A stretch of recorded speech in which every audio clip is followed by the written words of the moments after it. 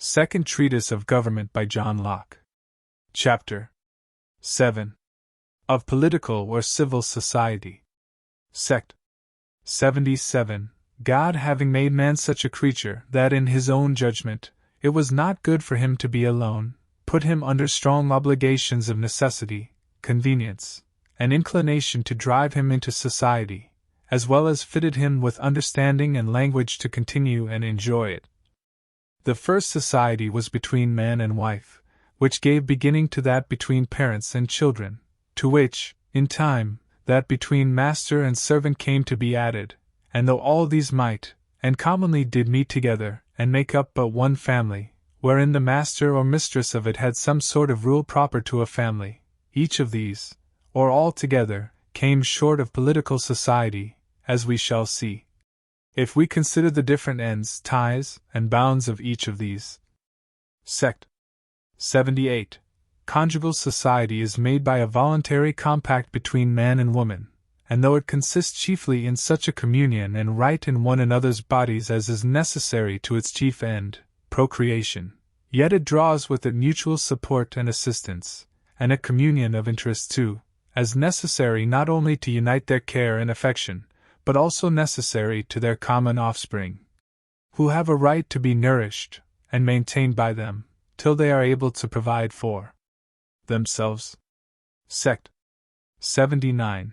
For the end of conjunction, between male and female, being not barely procreation, but the continuation of the species, this conjunction betwixt male and female ought to last, even after procreation, so long as is necessary to the nourishment and support of the young ones, who are to be sustained by those that got them, till they are able to shift and provide for themselves. This rule, which the infinite wise Maker hath set to the works of his hands, we find the inferior creatures steadily obey. In those viviparous animals which feed on grass, the conjunction between male and female lasts no longer than the very act of copulation, because the teat of the dam being sufficient to nourish the young, till it be able to feed on grass, the male only begets, but concerns not himself for the female or young, to whose sustenance he can contribute nothing.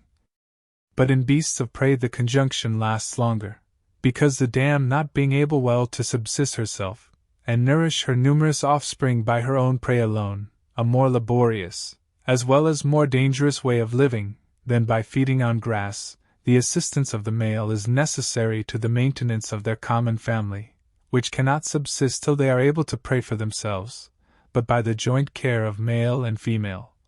The same is to be observed in all birds, except some domestic ones, where plenty of food excuses the cock from feeding, and taking care of the young brood, whose young needing food in the nest, the cock and hen continue mates, till the young are able to use their wing, and provide for themselves. Sect. 80. And herein I think lies the chief, if not the only reason, why the male and female in mankind are tied to a longer conjunction than other creatures, viz. Because the female is capable of conceiving, and de facto is commonly with child again, and brings forth to a new birth, long before the former is out of a dependency for support on his parents' help, and able to shift for himself, and has all the assistances due to him from his parents, whereby the father, who is bound to take care for those he hath begot, is under an obligation to continue in conjugal society with the same woman longer than other creatures, whose young being able to subsist of themselves before the time of procreation returns again, the conjugal bond dissolves of itself, and they are at liberty, till Hymen at his usual anniversary season summons them again to choose new mates. Wherein one cannot but admire the wisdom of the great Creator, who having given to man foresight, and an ability to lay up for the future, as well as to supply the present necessity, hath made it necessary, that society of man and wife should be more lasting, than of male and female amongst other creatures, that so their industry might be encouraged, and their interests better united, to make provision and lay up goods for their common issue, which uncertain mixture, or easy and frequent solutions of conjugal society would mightily disturb. Sect. 81. But though these are ties upon mankind, which make the conjugal bonds more firm and lasting in man than the other species of animals, Yet it would give one reason to inquire, why this compact, where procreation and education are secured, and inheritance taken care for, may not be made determinable, either by consent, or at a certain time, or upon certain conditions, as well as any other voluntary compacts, there being no necessity in the nature of the thing, nor to the ends of it. That it should always be for life, I mean, to such as are under no restraint of any positive law, which ordains all such contracts to be perpetual. Sect. 82. Boo. The husband and wife, though they have but one common concern, yet having different understandings, will unavoidably sometimes have different wills too. It therefore being necessary that the last determination, i.e., the rule, should be placed somewhere, it naturally falls to the man's share, as the abler and the stronger. But this reaching but to the things of their common interest and property, leaves the wife in the full and free possession of what by contract is her peculiar right, and gives the husband no more power over her life than she has over his, the power of the husband being so far from that of an absolute monarch, that the wife has in many cases a liberty to separate from him, where natural right, or their contract allows it. Whether that contract be made by themselves in the state of nature or by the customs or laws of the country they live in, and the children upon such separation fall to the father or mother's lot, as such contract does determine. Sect. 83. For all the ends of marriage being to be obtained under politic government, as well as in the state of nature, the civil magistrate doth not abridge the right or power of either naturally necessary to those ends, viz., procreation and mutual support and assistance whilst they are together, but only decides any controversy that may arise between man and wife about them. If it were otherwise, and that absolute sovereignty and power of life and death naturally belonged to the husband, and were necessary to the society between man and wife, there could be no matrimony in any of those countries where the husband is allowed no such absolute authority. But the ends of matrimony requiring no such power in the husband, the condition of conjugal society put it not in him, it being not at all necessary to that state. Conjugal society could subsist and attain its ends without it, nay, community of goods, and the power over them, mutual assistance and maintenance, and other things belonging to conjugal society, might be varied and regulated by that contract which unites man and wife in that society, as far as may consist with procreation and the bringing up of children till they could shift for themselves. Nothing being necessary to any society, that is not necessary to the ends for which it is made. Sect. 84. The society betwixt parents and children, and the distinct rights and powers belonging respectively to them, I have treated of so largely, in the foregoing chapter, that I shall not here need to say anything of it. And I think it is plain that it is far different from a politic society. Sect. 85. Master and servant are names as old as history, but given to those of far different condition, for a freeman makes himself a servant to another, by selling him, for a certain time, the service he undertakes to do, in exchange for wages he is to receive, and though this commonly puts him into the family of his master, and under the ordinary discipline thereof, yet it gives the master but a temporary power over him, and no greater than what is contained in the contract between them. But there is another sort of servants, which by a peculiar name we call slaves, who being captives taken in a just war, are by the right of nature subjected to the absolute dominion and arbitrary power of their masters. These men having, as I say, forfeited their lives, and with it their liberties, and lost their estates, and being in the state of slavery, not capable of any property, cannot in that state be considered as any part of civil society, the chief end whereof is the preservation of property. Sect. 86. Let us therefore consider a master of a family with all these subordinate relations of wife, children, servants, and slaves united under the domestic rule of a family, which, what resemblance soever it may have in its order, offices, and number too, with a little commonwealth, yet is very far from it, both in its constitution, power and end, or if it must be thought a monarchy. and the paterfamilias the absolute monarch in it, absolute monarchy will have but a very shattered and short power, when it is plain, by what has been said before, that the master of the family has a very distinct and differently limited power, both as to time and extent, over those several persons that are in it, for excepting the slave, and the family is as much a family, and his power as paterfamilias as great, whether there be any slaves in his family or no, he has no legislative power of life and death over any of them. And none too but what a mistress of a family may have as well as he. And he certainly can have no absolute power over the whole family, who has but a very limited one over every individual in it. But how a family, or any other society of men, differ from that which is properly political society, we shall best see, by considering wherein political society itself consists. Sect. 87. Man being born, as has been proved, with a title to perfect freedom, and an uncontrolled enjoyment of all the rights and privileges of the law of nature, equally with any other man, or number of men in the world, hath by nature a power, not only to preserve his property, that is, his life, liberty and estate, against the injuries and attempts of other men, but to judge of, and punish the breaches of that law in others, as he is persuaded the offense deserves, even with death itself. In crimes where the heinousness of the fact, in his opinion, requires it. But because no political society can be, nor subsist, without having in itself the power to preserve the property, and in order thereunto, punish the offences of all those of that society, there, and there only is political society, where every one of the members hath quitted this natural power, resigned it up into the hands of the community in all cases that exclude him not from appealing for protection to the law established by it.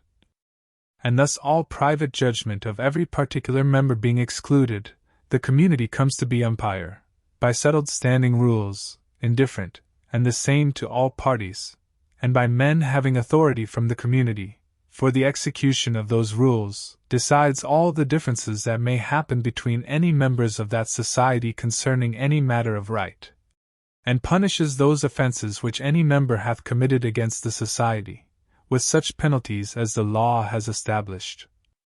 Whereby it is easy to discern who are, and who are not, in political society together. Those who are united into one body, and have a common established law and judicature to appeal to, with authority to decide controversies between them, and punish offenders, are in civil society one with another. But those who have no such common appeal, I mean on earth, are still in the state of nature, each being, where there is no other, judge for himself, and executioner, which is, as I have before shewed it, the perfect state of nature. Sect. 88.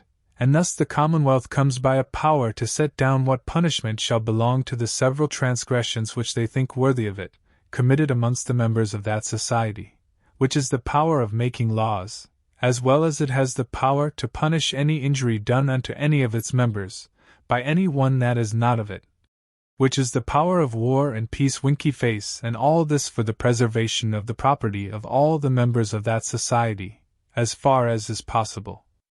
But though every man who has entered into civil society, and is become a member of any commonwealth, has thereby quitted his power to punish offences against the law of nature, in prosecution of his own private judgment, yet with the judgment of offences, which he has given up to the legislative in all cases, where he can appeal to the magistrate, he has given a right to the Commonwealth to employ his force for the execution of the judgments of the Commonwealth, whenever he shall be called to it, which indeed are his own judgments, they being made by himself, or his representative. And herein we have the original of the legislative and executive power of civil society, which is to judge by standing laws how far offences are to be punished, when committed within the Commonwealth, and also to determine, by occasional judgments founded on the present circumstances of the fact, how far injuries from without are to be vindicated, and in both these to employ all the force of all the members, when there shall be need. Sect. 89. Wherever therefore any number of men are so united into one society, as to quit every one his executive power of the law of nature, and to resign it to the public, there and there only is a political, or civil society. And this is done, wherever any number of men, in the state of nature, enter into society to make one people, one body politic, under one supreme government, or else when any one joins himself to, and incorporates with any government already made, for hereby he authorizes the society, or which is all one, the legislative thereof, to make laws for him, as the public good of the society shall require, to the execution whereof, his own assistance, as to his own decrees, is due. And this puts men out of a state of nature into that of a commonwealth, by setting up a judge on earth, with authority to determine all the controversies, and redress the injuries that may happen to any member of the commonwealth, which judge is the legislative, or magistrates appointed by it. And wherever there are any number of men, however associated, that have no such decisive power to appeal to, there they are still in the state of nature. Sect. 90.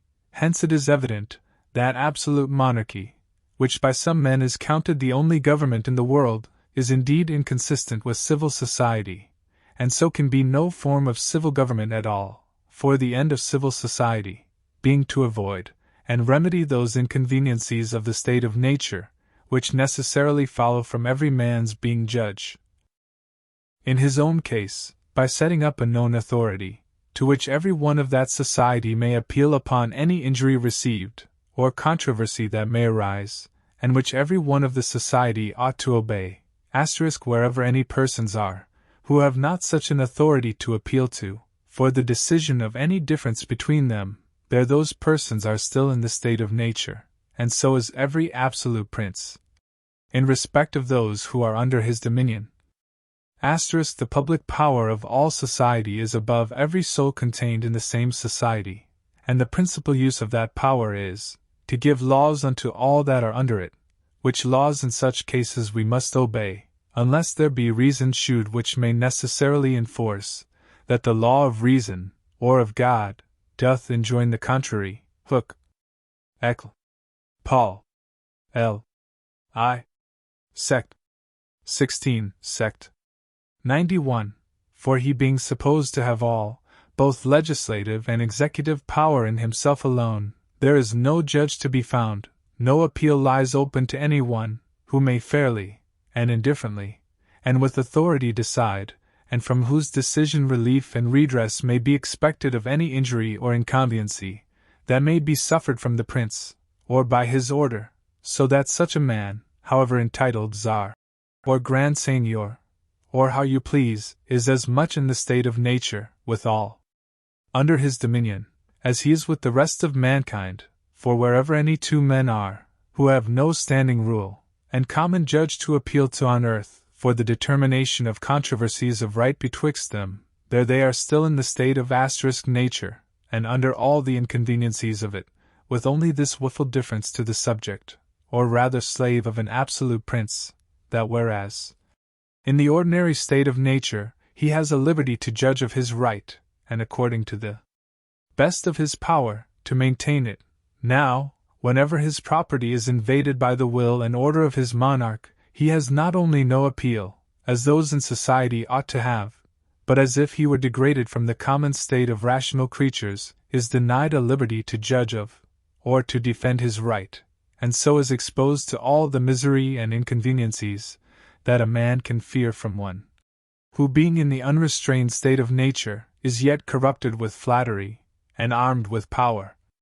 To take away all such mutual grievances, injuries, and wrongs, i.e., such as attend men in the state of nature, there was no way but only by growing into composition and agreement amongst themselves, by ordaining some kind of government public, and by yielding themselves subject thereunto, that unto whom they granted authority to rule and govern, by them the peace, tranquillity, and happy estate of the rest might be procured.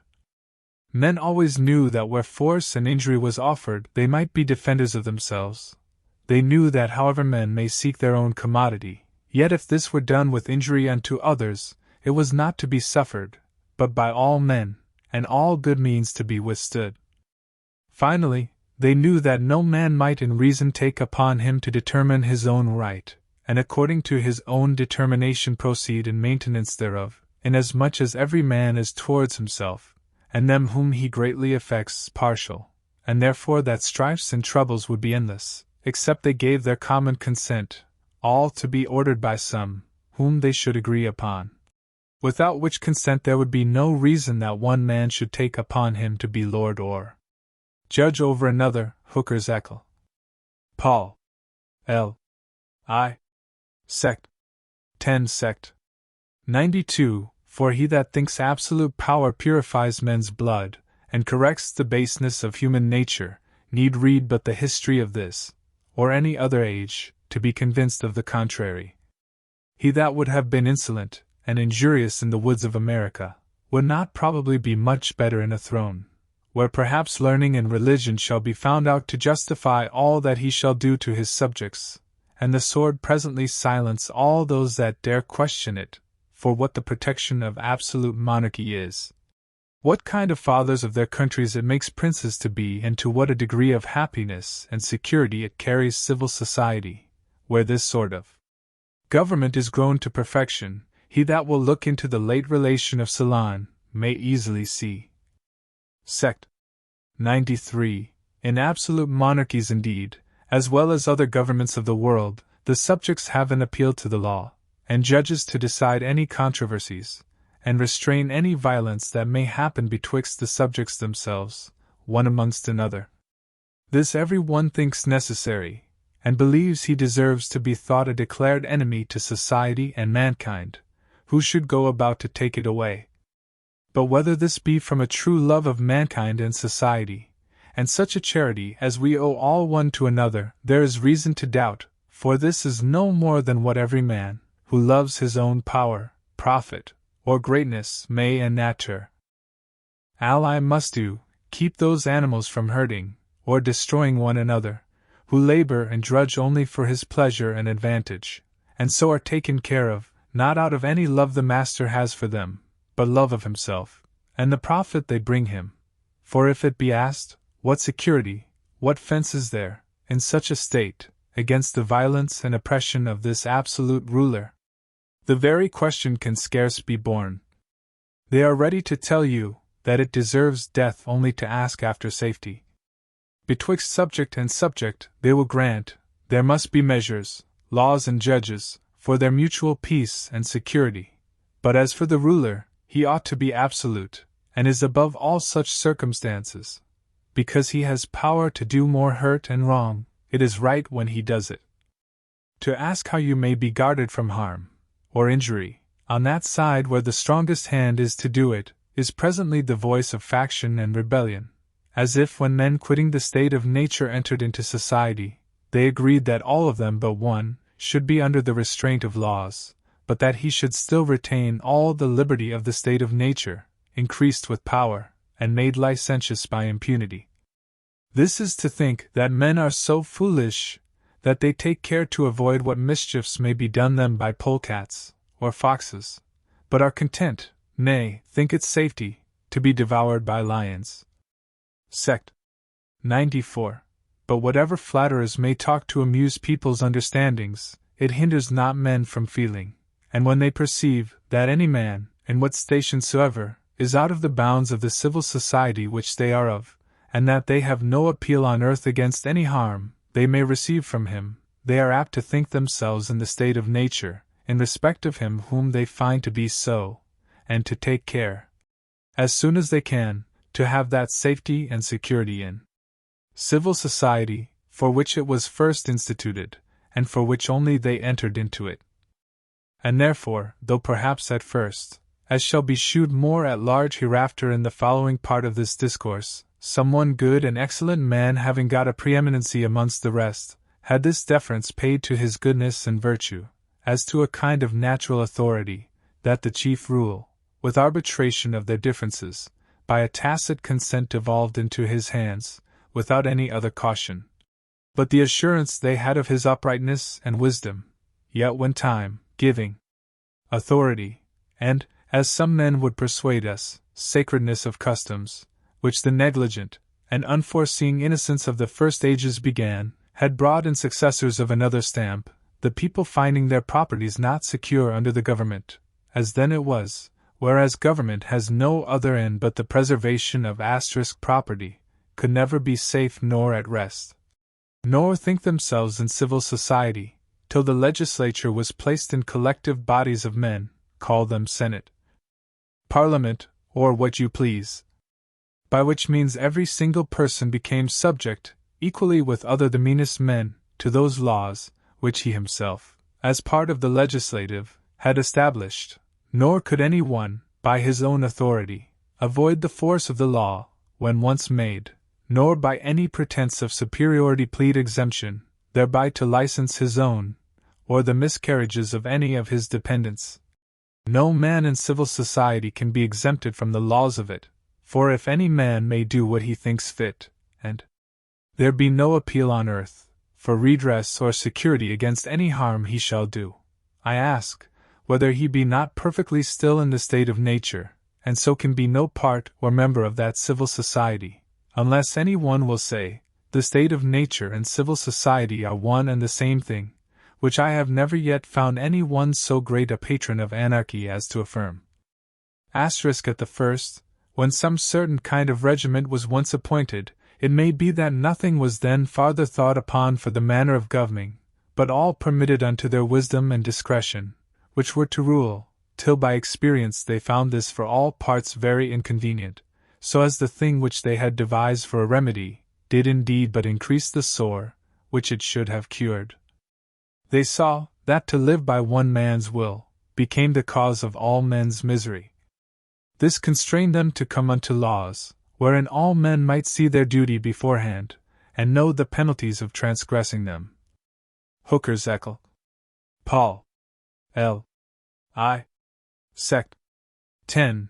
Civil law being the act of the whole body politic, doth therefore overrule each several part of the same body. Hooker ibid.